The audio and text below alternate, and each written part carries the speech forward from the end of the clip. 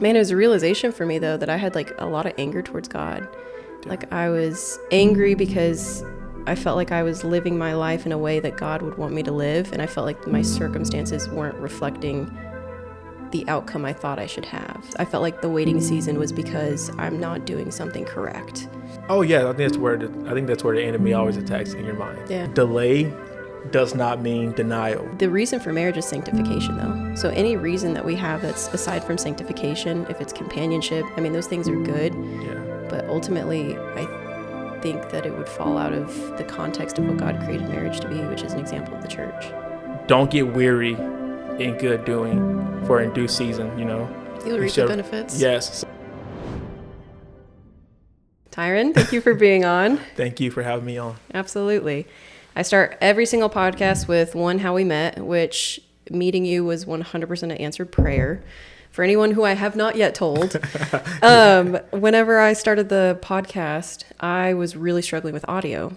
I couldn't figure out how to get the two pieces to go together. Long story short, I went to ChatGPT, I went to friends, I went to YouTube, like everything, and I couldn't figure it out. Yeah. And I got so frustrated that I was literally like, all right, God, if you want this to work, like, help me send somebody. I don't know what to do. Yeah. Closed my laptop, put it away, and next day at church, you're sitting behind me. There we go. And I was literally like, just that still quiet voice that was like, you should ask him his name. I was like, hey, like, what's your name? And you're like, oh, I'm Tyren, blah, blah. We started talking. Turns out you make content. Turns out you've had a podcast. Yes. Turns out you use the exact same thing that I use. And it was like, I'm sorry for interrupting really quick, but every time I think about that, I'm just like, God is amazing. Yeah. Like how he allowed that to happen. Your request to God, and he fulfilled it 100%. And then it's just you turning around and just speaking, and everything happened. Yeah, it was literally, and it was so funny because you saw my face whenever you said that you had a podcast. I was literally like, your eyes like almost popped out your head. I was like, whoa. Yeah, because I was like, no way. Like, I just prayed this yesterday. Like, God sent me somebody. Yesterday too, right? It was the day before, The day before. That's insane. It was so cool. So, and then we know what else is weird real quick, because that day I felt like something was going to happen too. Really? Yes, I'm not like making it up. Yeah, I felt like I was going to church and I was feeling good. I was like, something's going to happen today. Dude, and I love that. Sat down and there we go. Yeah. Wow. Yeah. Praise God, dude. It was such a blessing. And the funniest thing is it was literally like 3 clicks. It was the easiest thing in the entire world. So the fact that I couldn't find that online too. Yeah. Like I was like, what the heck? And it's silly how they have all these like YouTube channels and videos of how to do things, and like you can't find something like that. It's hard to find something like that online. It's just like, come on now. It's so hard. For sure. Answered prayer. Like it was absolutely one of the coolest moments ever since moving here. So wow. I'm super thankful to have you on, and that we even met that way. Like it was such a God thing. So for sure. But another way that something I always share with every guest that's on here is how I see Christ in them. Yeah. And for you, it has been your tenacity. Like that is one of the characteristics I've seen in Christ is like, it doesn't matter how many rejections, it doesn't matter how many people hate him, it doesn't matter how many obstacles come. Like, it's just like, all right, what's the next best step? Like, let me just keep going. And that's something that I've seen with you and even heard in your personal testimony of like how you've come to something and it was like, okay, like this isn't ideal. I have 2 options. You know what I mean? Like either I can keep going and make it work and do the best that I can, or give up and just be like, whatever, the world's against me. Right. And that has been one of the characteristics that have shown through so clearly with you that since like the more that I spend time with you, the more that I see it's like, you just keep getting up and you're a very encouraging and faithful person. So thank you. Absolutely. Thank you. I just, and I really appreciate you in those words. I really do. I just don't believe in giving up. And I just believe that if you really want something in life, then you just keep going until you get it, you know? And you said something about rejections. Like, I think I told you before, but rejections to me is like, if anything, I look at it in a positive manner. I don't look at it as something negative, because it leads me to where God really want me to be, or who he wants in my life. So I just let it roll off my shoulder. And I don't care how many stumbling blocks are in my way. I just keep going, you know. Yeah. I just keep going. I can't stop, you know. It's good. Yeah. And consistency is everything. So 100%. I've heard that. It reminds me of that quote too that says like every villain and hero has the same backstory. It's like what they do with it. Yes. And like we can let the rejections or the circumstances we grew up in, failures, anything. Yeah. Exactly. The people that are saying you can't do it, you could be like, yeah, sure, okay, then I'm stuck there forever. Or you can become the hero and like use that instead of saying, Alex Ramosi has a great quote, and he says you can either say, because of all these things I couldn't do it, or look at everything I overcame to get to where I'm at today. Yes. So, I have experienced so much doubt in my life from people, various people, and it has made me stronger. So that's why now it's just like when someone doubt me or don't believe in whatever I tell them about what I want to do, it don't affect me anymore. Totally. Yeah. You can, last thing, I'm gonna let you keep going. You can either look at a half glass of water that's almost filled or almost empty. Right. Yeah, it's all perspective. It is. There's a quote that Andrew Tate had with George Janko. And George Janko asked him, he said, you have two wolves, one in the light, one in the dark. Which one survives?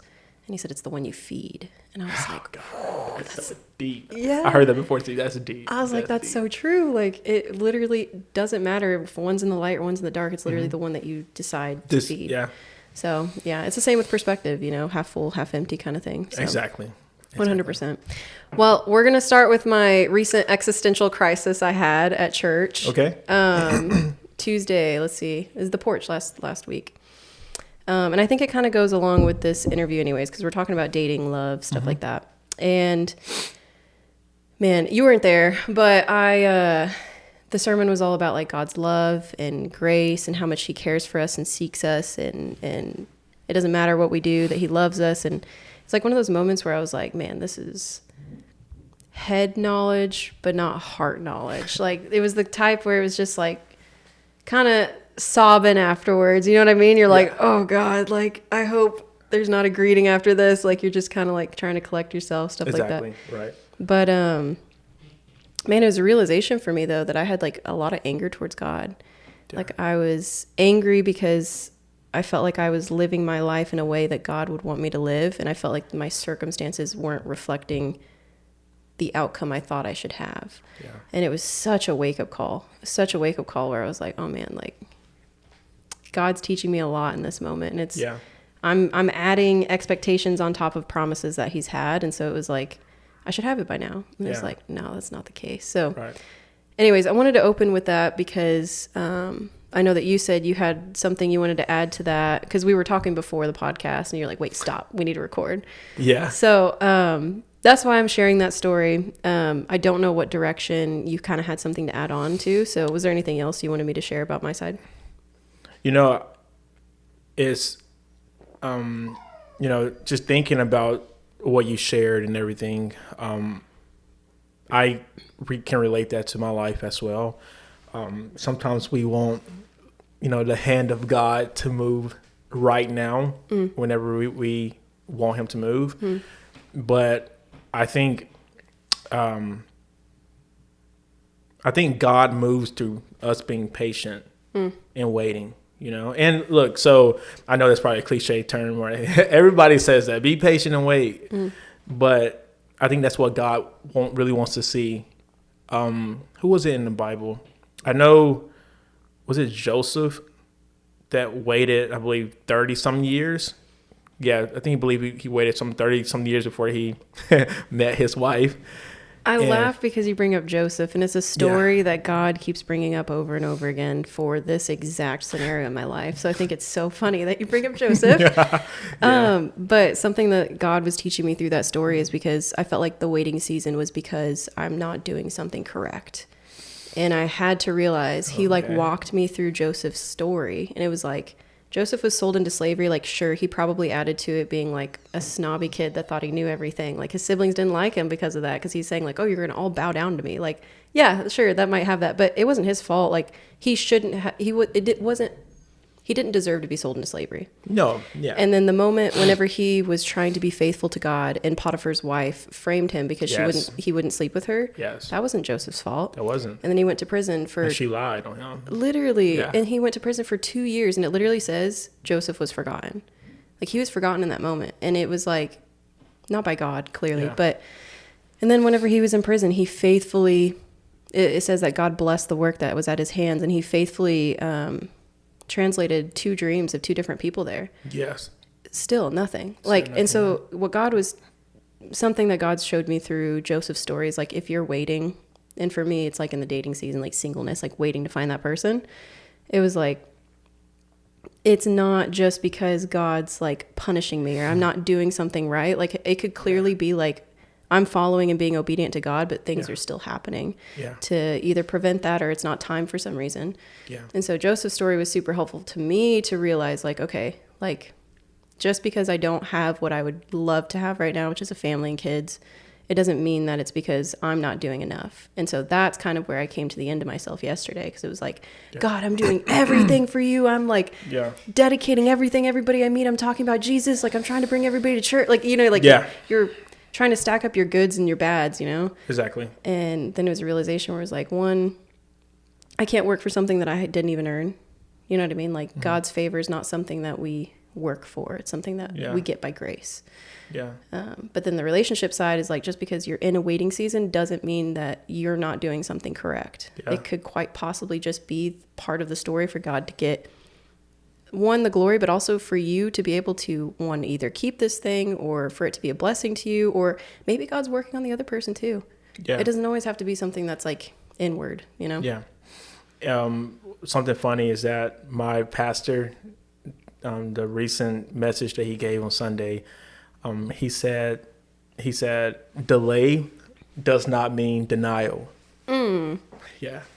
And I look at that, I'm like, wow, just because your life is delayed, just because, you know, you're not early bloomer, or you're all your peers or friends or whoever the case may be are getting things before you, and you're like, oh, I'm faithful to God, but I clearly know that they're not as faithful to you like I am, and they're getting all these things and accolades and relationships and whatever, etc.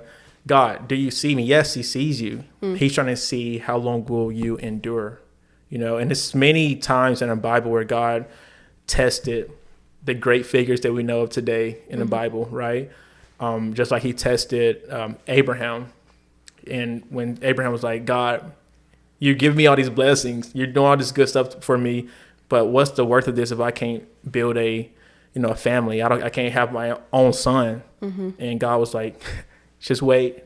I will give you your son. And he was like, at this age, like I'm getting old. I'm like old like bones. Like, and God was testing him, and he stayed patient, and he brought him a son. So I think it's remaining faithful. And one cool thing too about that, I was thinking about this on my way to work this morning with that story, Abraham.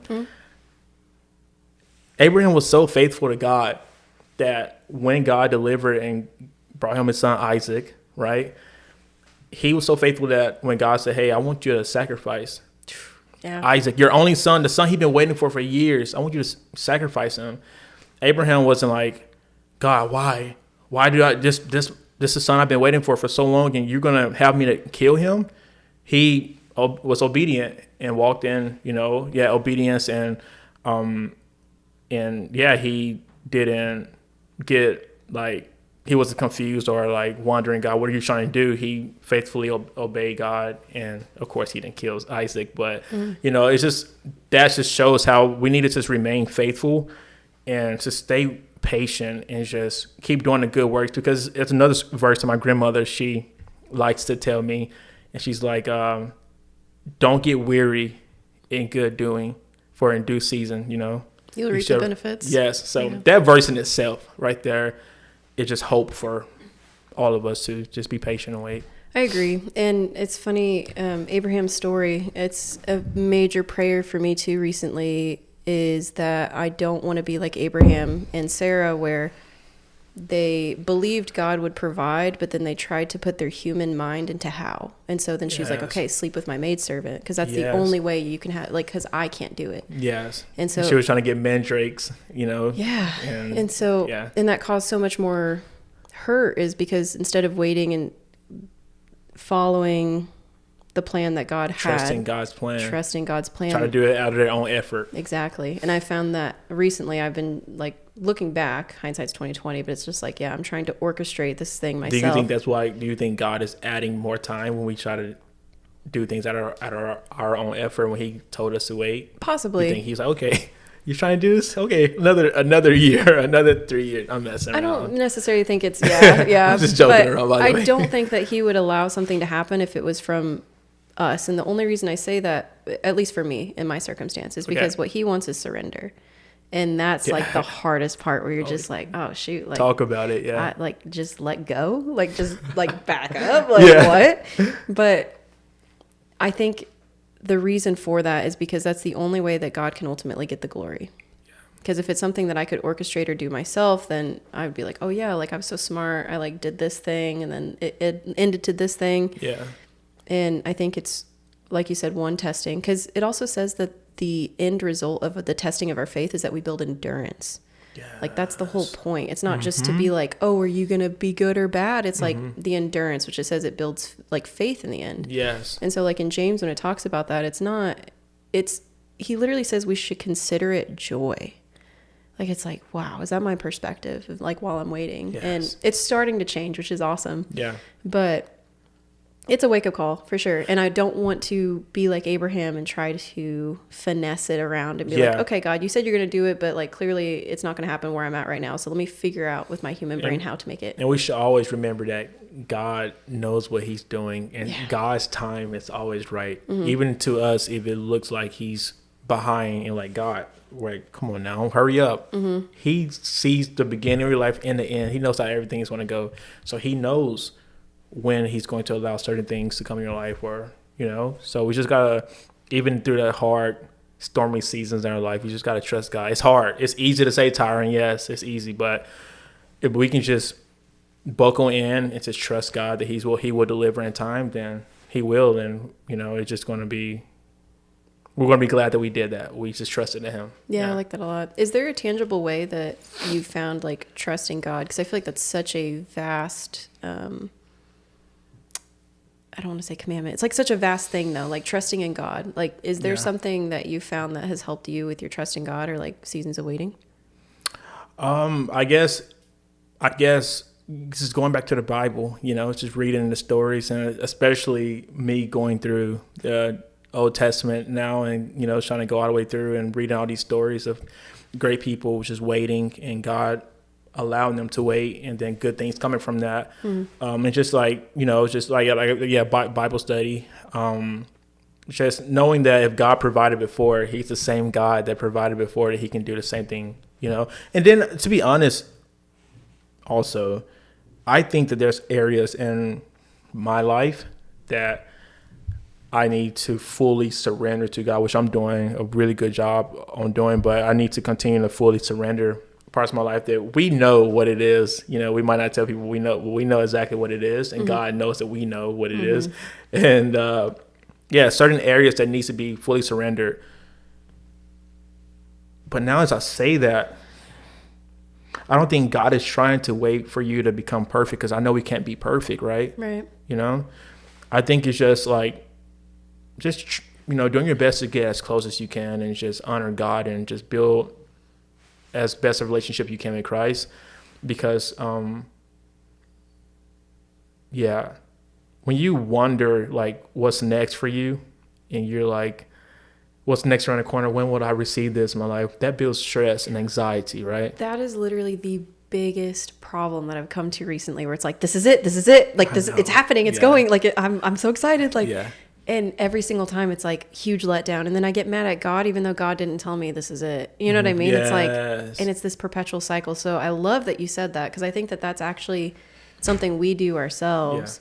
And then, at least, I'll speak for myself. I've done it myself, and then I got mad at God because he didn't follow the expectation that I had over my life. And it was just like, he never told me that was going to happen. But like, I get in my head where I'm like, oh, this is the sign, like God's, you know, he's moving, you know, and that's just like, that's not it at all. So I think that's huge. Yeah. And realizing what is from God and what are we putting on top of that. Right. Yeah. So I think expectations, I've said this multiple times, but I'll say it again. Unshared expectations are premeditated resentments. And we're doing that with God. We're like, God, why didn't you do this? And he's like, when did I tell you I was going to do this? You know what I mean? Like, in the waiting seasons that you mentioned, I did a deep dive on ChatGPT. I was like, show me every waiting season ever in the Bible, how long it took. Like, there wasn't anything under 10 years. I was like, holy moly. Like, that's crazy. But I think there's so much character that's built there. Any season God stripped things away from me, I've come out on the other season, I've been like, I needed that. And I think this will be the same season. It's just Jesus waited for 30 years before he started his ministry. Isn't that crazy? Yeah. A 3-year-long ministry, 30 years. Wow. It's crazy. So like in that in itself, we want things so fast. Yes, we see social media. That's we see friends. We're the problem is we're trying to compare ourselves. We're trying to compete with our peers and people around the world that we don't even know. That's what's messing us up.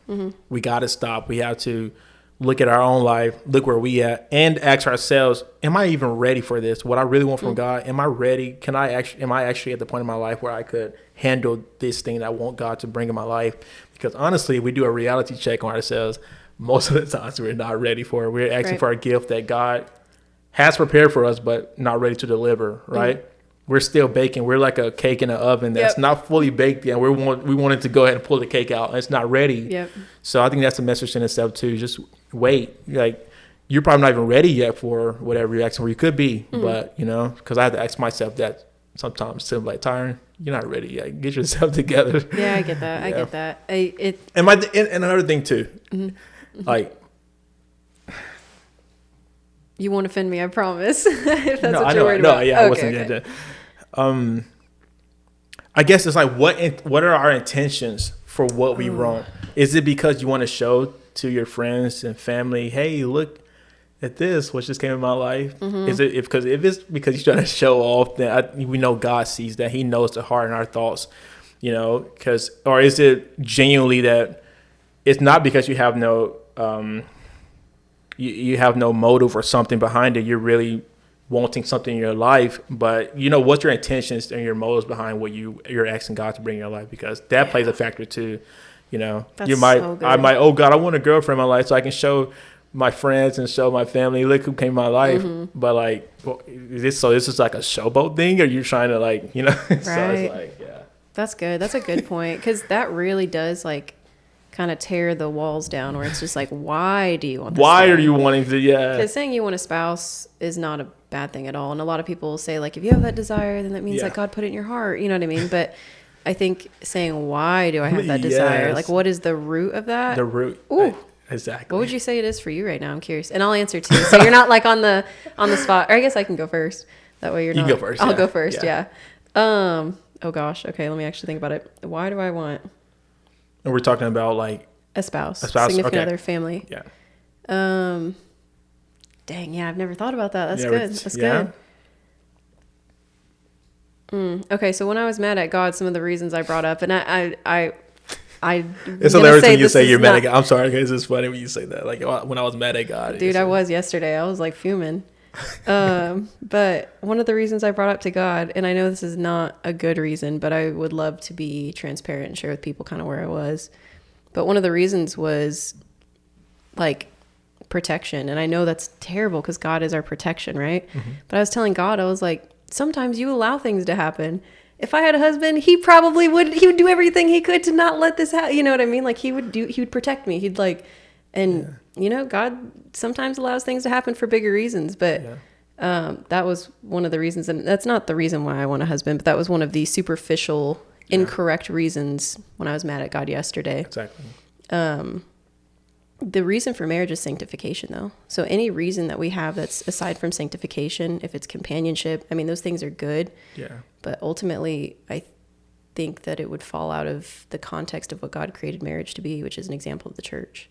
Yes. So it's kind of a rude awakening when going deeper into it. But all the cliche things I would say I want, like family and somebody to pour into and support and do life with and be a cheerleader for and work towards something and have something to pass on to kids later. Yeah. But the ultimate goal is sanctification, when like ripping everything away. When you say sanctification, you can go into deeper about that. becoming Christ-like. So the word saint comes from sanctification. They have the same root. Yeah. And it's basically, sanctification is becoming more like Christ. So in whatever way that is, through character most of the time. Yeah.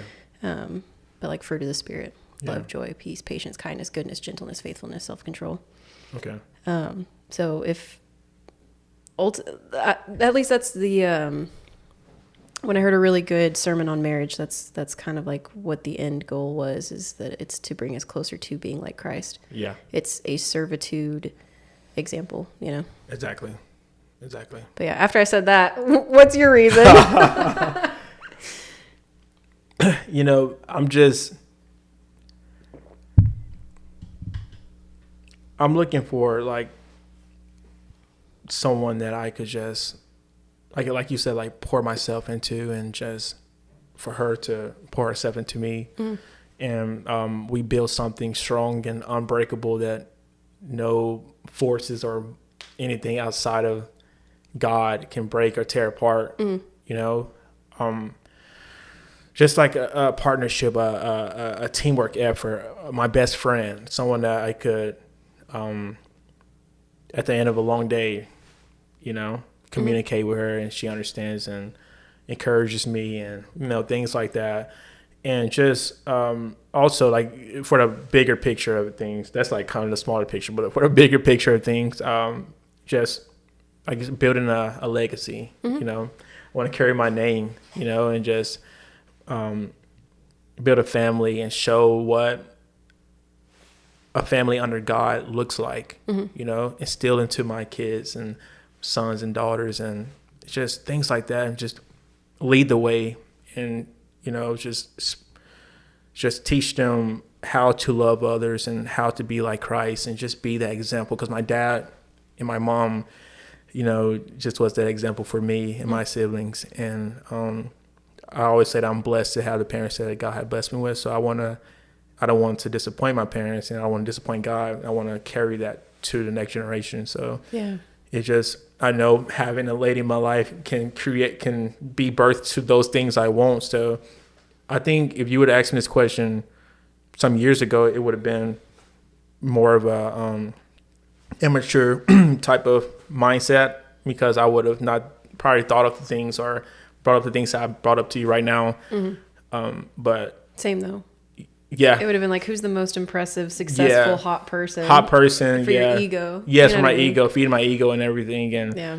I want a baddie and stuff, like, you know, things Yeah. like that. But I'm more mature now, and it's not about those things. It's about someone who really loves the Lord, you know, and loves the Lord, put the Lord over you, you know, put God first, and just want to see the best in you, and just want to grow together and build together and mesh together. And I just, yeah.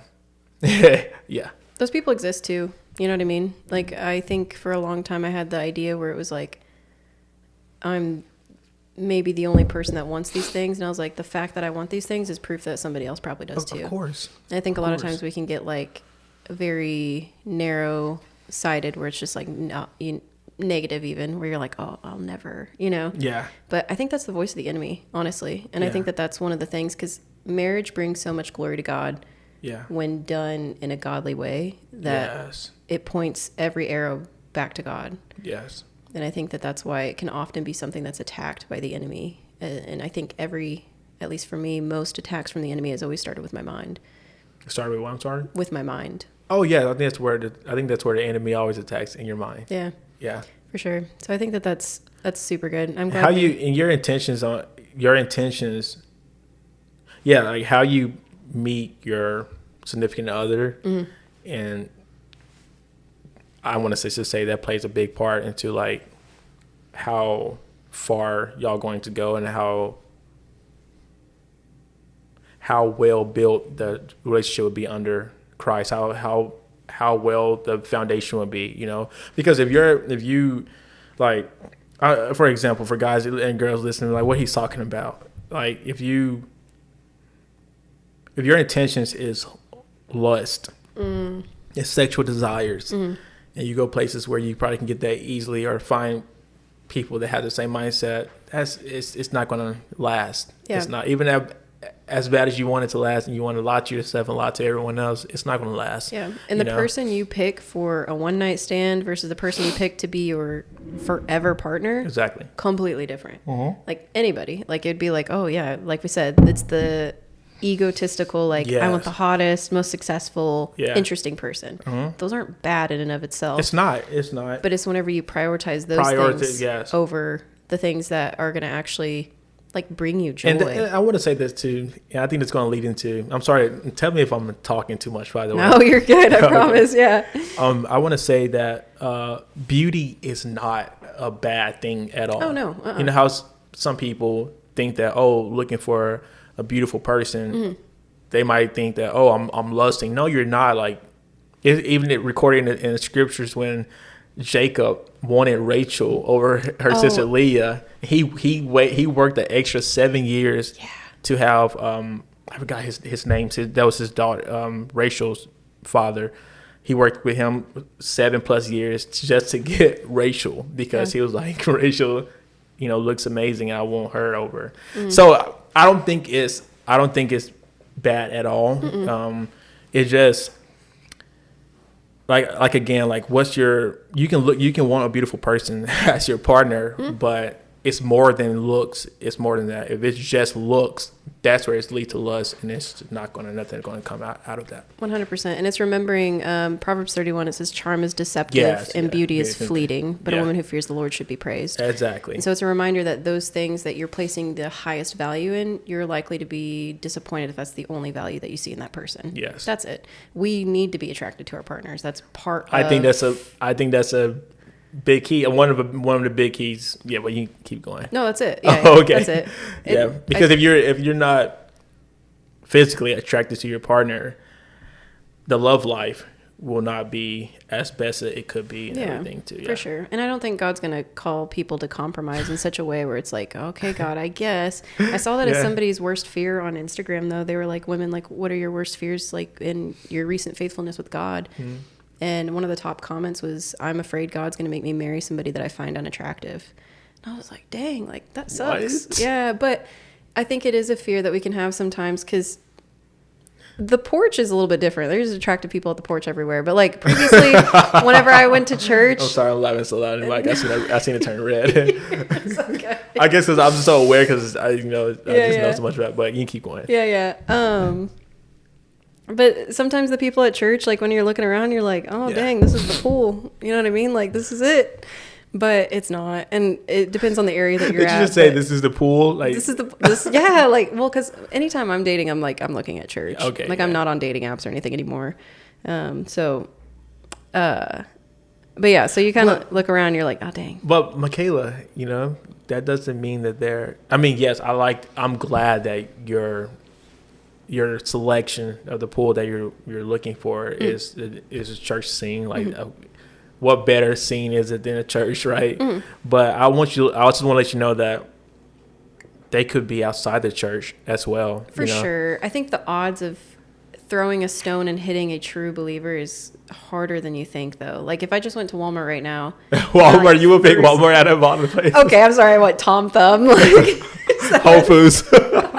Okay, Whole Foods. If I go to Whole Foods and I cast a stone, the likelihood of it hitting somebody, maybe this is me putting limitations on God. How about that? I'll take that one in. Next time I go to Whole Foods, I'll keep my eyes open. Or Starbucks, or anywhere. I would say this. I really like to say this, but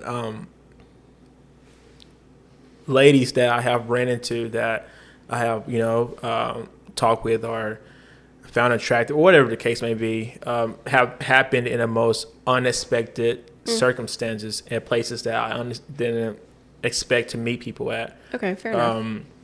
I had run into this one young lady at Walmart. You said no to Walmart earlier. You're now right. That's where this story starts. Yeah, you're right. That is just, I don't know. But I did, and long story short, I talked to her and stuff like that.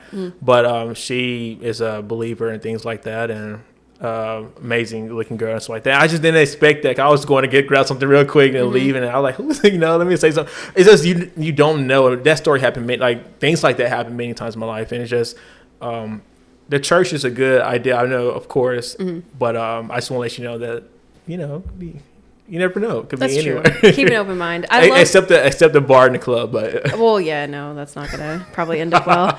I love that you mentioned that you approached somebody out in, I call it in the wild, like outside of an app is in the wild. Yeah. But what did she do that like showed you, or I guess opened the door for you to come and pursue? Was it like, did she look at you? Did she smile, or did you just see her and you're like, let me go?